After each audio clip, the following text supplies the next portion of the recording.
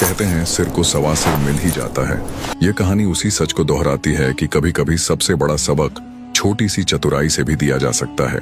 यह कहानी है उस घमंडी साहूकार की जो अपनी दौलत और सूझबूझ पर इतराता हुआ वसूली के लिए एक किसान के घर पहुंचा। वहां और कोई तो नहीं दिखा, बस सिवाय किसान की लड़की के, जो कोमल मुस्कान लिए चुपचाप चूल्हे के पास बैठी थी।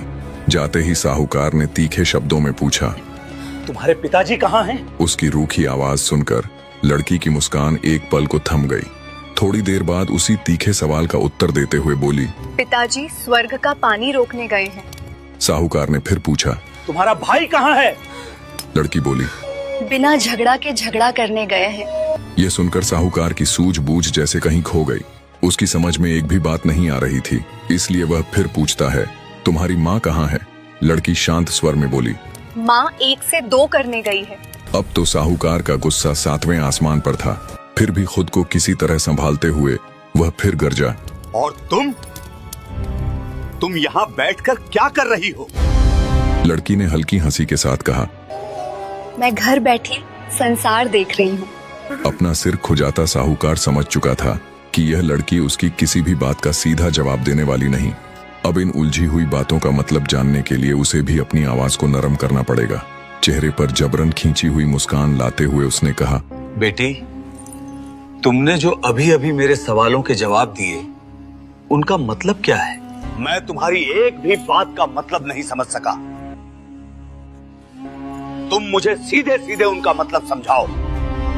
लड़की ने भी हल्की सी मुस्कान के साथ कहा, अगर मैं आपको सारी बातों का मतलब समझा भी दूं, तो भला इससे मुझे क्या फायदा?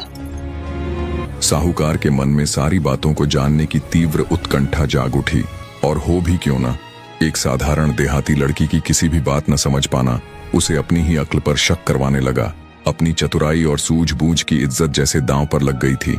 बातों की इस उलझन में उसका धैर्य टूट गया और वह जल्दबाजी में कह बैठा, मैं तुमसे वादा करता हूँ, जो मांगोगी वही दूंगा, बस मतलब समझा दो।